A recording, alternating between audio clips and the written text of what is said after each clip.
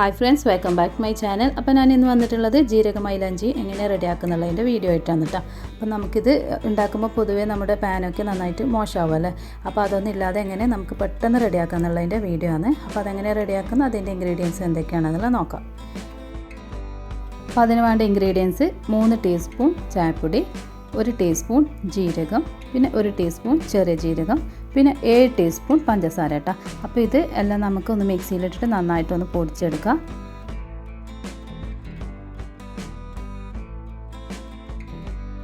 അപ്പോൾ ഇതാ ഞാനിത് ഒരു ബൗളിലേക്ക് ഇട്ട് കൊടുത്തിട്ടുണ്ട് കേട്ടോ. അപ്പോൾ നന്നായിട്ട് പൊടിച്ചെടുത്തിട്ടുണ്ട്. ഇനി നമുക്കൊരു കുക്കർ എടുക്കാം. ഇതിലേക്ക് ഫോയിൽ വെച്ച് കൊടുക്കാം.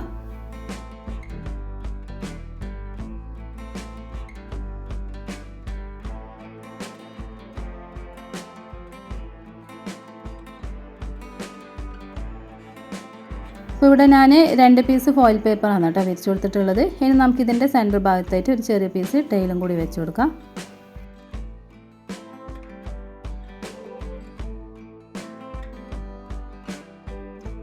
ഇനി നമുക്കിതിൻ്റെ സൈഡ് ഭാഗത്തൊക്കെ നമ്മൾ പൊടിച്ചെടുത്ത പൊടി ഉണ്ടല്ലോ അതിട്ട് കൊടുക്കാം.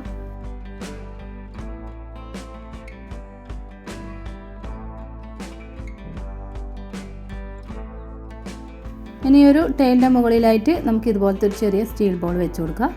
എന്നിട്ട് നമുക്ക് ഇതിൻ്റെ മുകളിൽ ഒരു പാനിൽ വെള്ളം നിറച്ചിട്ട് വെച്ച് കൊടുക്കാം. എന്നിട്ട് ഇതിൻ്റെ ഫ്ലെയിം ഓൺ ചെയ്യാം.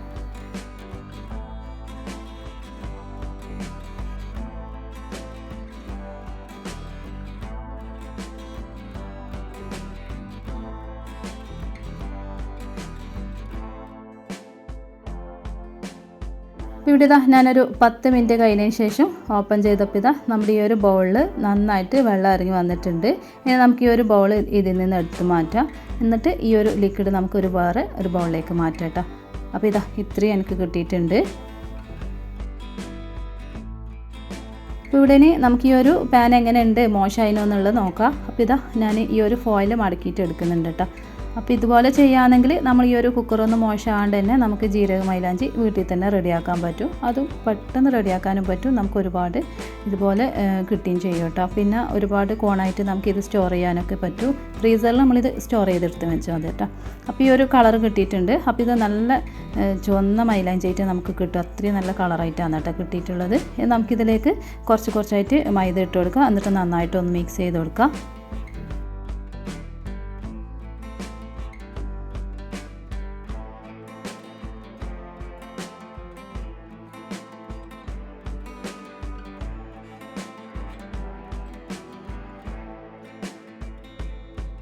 അപ്പോൾ ഇതാ ഇതുപോലെ വേണം കേട്ടോ നമ്മൾ ഈ ഒരു മിക്സ് റെഡിയാക്കാൻ വേണ്ടിയിട്ട്. അധികം തിക്കുമല്ല ലൂസും അല്ലാത്ത രീതിയിൽ. ഇനി ഞാൻ ഇതെങ്ങനെയാണ് പാക്ക് ചെയ്തെടുക്കുന്നുള്ളത് നോക്കാം. അപ്പോൾ ഇതുപോലത്തെ ഒരു പ്ലാസ്റ്റിക് കവർ എടുക്കുക. എന്നിട്ട് ഇത് കോണായിട്ട് മടക്കാം. എന്നിട്ട് നമുക്കിത് ഫില്ല് ചെയ്തെടുക്കാമെന്ന് കേട്ടോ ചെയ്യുന്നത്. അപ്പോൾ ഇതുപോലെ ചെയ്തിട്ട് നമ്മൾ ഫ്രീസറിൽ സൂക്ഷിച്ച് വെക്കുകയാണെങ്കിൽ നമുക്ക് ഒരുപാട് കാലം ഇത് ഉപയോഗിക്കാൻ പറ്റും.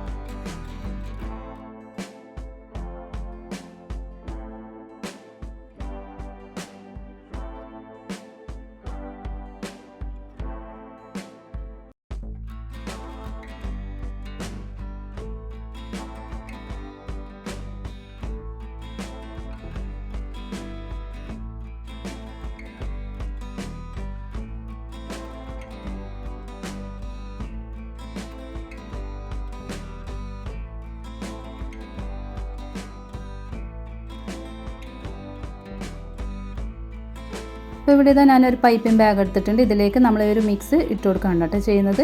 അപ്പോൾ ഇതുപോലെ ചെയ്തെടുക്കുകയാണെങ്കിൽ നമ്മൾ ഈ ഒരു കോണിൽ എയർ കയറൽ കുറഞ്ഞു കിട്ടും കേട്ടോ. അപ്പോൾ ഇതുപോലെ നിങ്ങൾ ചെയ്യുന്നില്ലല്ലോ, അത് ഡയറക്റ്റ് സ്പൂണിൽ ചെയ്താലും കുഴപ്പമില്ല. പക്ഷേ ഈ ഒരു പൈപ്പിംഗ് ബാഗ് വെച്ചിട്ട് നമ്മൾ ഇതുപോലെ ഫില്ല് ചെയ്തെടുക്കുകയാണെങ്കിൽ കുറച്ചും കൂടി ബെറ്ററാണ്. കാരണം ഈ ഒരു എയർ കയറുന്നത് നമുക്ക് ഒഴിവാക്കാൻ പറ്റും കേട്ടോ.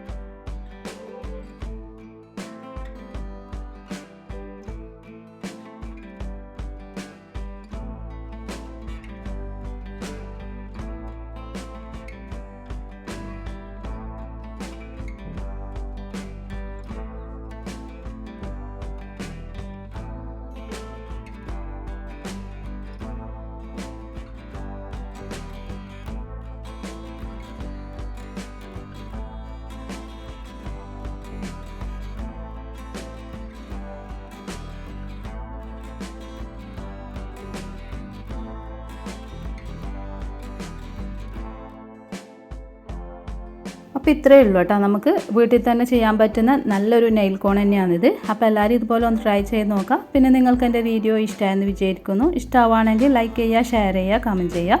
പിന്നെ സബ്സ്ക്രൈബ് ചെയ്യാതെ കാണുന്ന കൂട്ടുകാരുണ്ടെങ്കിൽ ഒന്ന് സബ്സ്ക്രൈബ് ചെയ്ത് സപ്പോർട്ട് ചെയ്യണേ. താങ്ക്